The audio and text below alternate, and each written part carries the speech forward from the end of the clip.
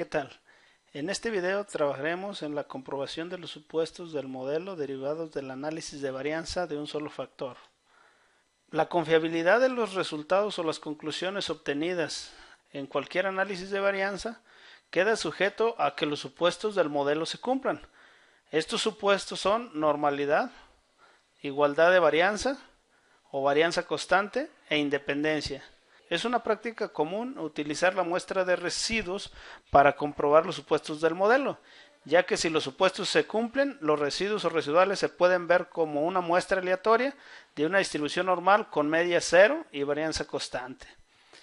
Comenzaremos por realizar la prueba de normalidad. Existen diferentes pruebas que se utilizan para la comprobación del supuesto de normalidad, como son la de Anderson-Darling, Kolmogorov-Smirnov, Shapiro-Wilk, Ryan-Joyner.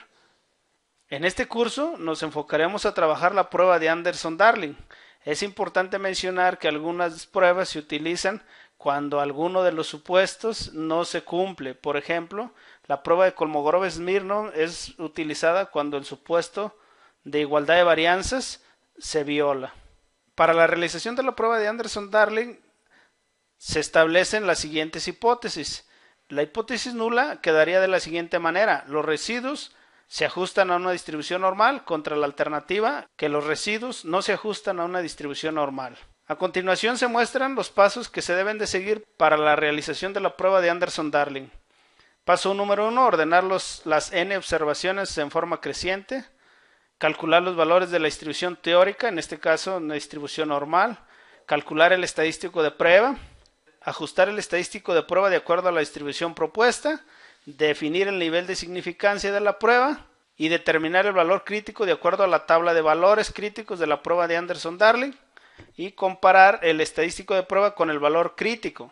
Si el estadístico de prueba es menor al valor crítico, no se puede rechazar la hipótesis nula y llegaríamos a la conclusión de que los residuos se ajustan a una distribución normal en el caso de las pruebas de normalidad. Continuando con el ejercicio que se ha venido trabajando en videos anteriores sobre los tipos de recubrimiento y la conductividad, podemos observar en la siguiente tabla donde se encuentra el tipo de recubrimiento y la conductividad correspondiente. Para trabajar la prueba de normalidad se deben de calcular los residuos, para lo cual es necesario calcular el ajustado que corresponde al promedio de cada tratamiento y el residuo se obtiene con la resta del valor verdadero menos el valor promedio o el ajustado. Así se calcula para cada uno de los datos correspondientes a la conductividad. Una vez que se obtuvieron los residuos, el primer paso es ordenar las n observaciones en forma creciente. Por lo tanto, como podemos observar en esta columna, se encuentran los residuos ordenados de forma creciente. Se puede observar que el dato menor del residuo es menos 8.25, correspondiente a este valor obtenido aquí, y el dato mayor es 6.75.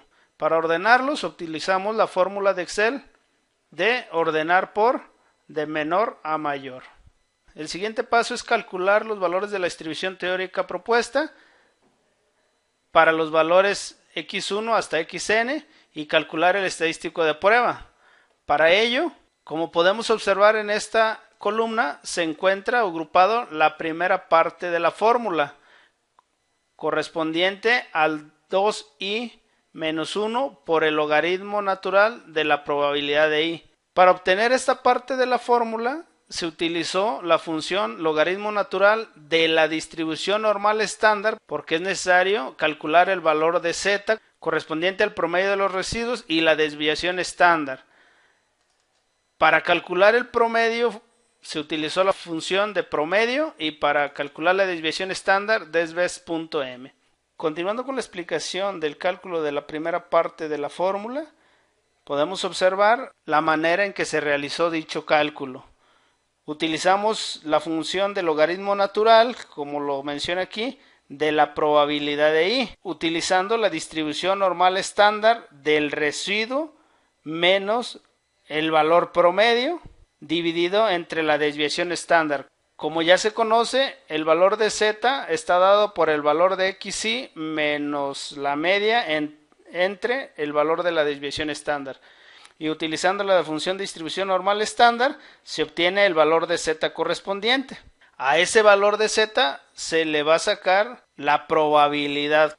Al valor de pi obtenido se le calcula el logaritmo natural correspondiente, como lo vemos en la fórmula, y se multiplica por 2 y menos 1. Como se puede observar, el 2 es parte de la fórmula y es el lugar que ocupa el residuo una vez ya ordenados, correspondiente al valor más bajo, menos 1 igual por lo que establece la fórmula, dándonos un valor de menos 3.97. Así como se obtuvo este valor, se arrastra la fórmula y se obtienen los valores correspondientes a todos los residuos. Para el cálculo de la segunda parte de la fórmula correspondiente a 2n más 1 menos 2 por i por el logaritmo de 1 menos la probabilidad de i, lo realizamos de la siguiente manera. Como pueden observar, se calcula el 2 por n, correspondiente al valor de 16, más 1, menos 2 por i, que es la posición que ocupa el residuo, multiplicado por 1 menos la probabilidad de i.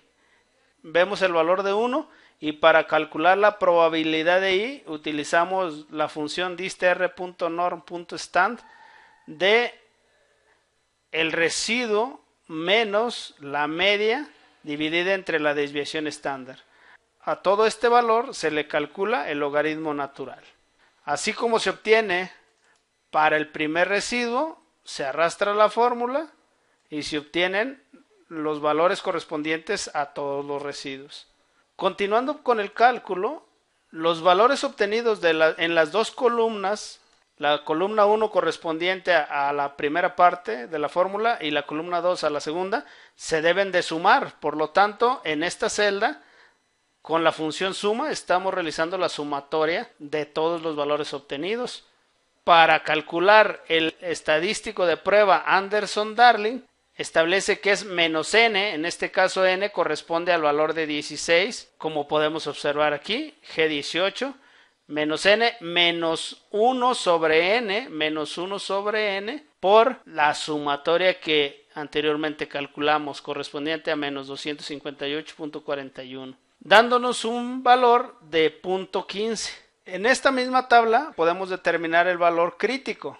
El valor crítico, si n es mayor a 5, el valor crítico con un 95% de confianza para una distribución normal sería de 2.492. Por lo tanto, para rechazar la hipótesis nula, se rechaza así el estadístico de prueba correspondiente a 0.15 es mayor al valor crítico de 2.492. Como podemos observar, no se puede rechazar debido a que 0.15 no es mayor a 2.42 y con ello podemos afirmar que los residuos se adaptan a una distribución normal.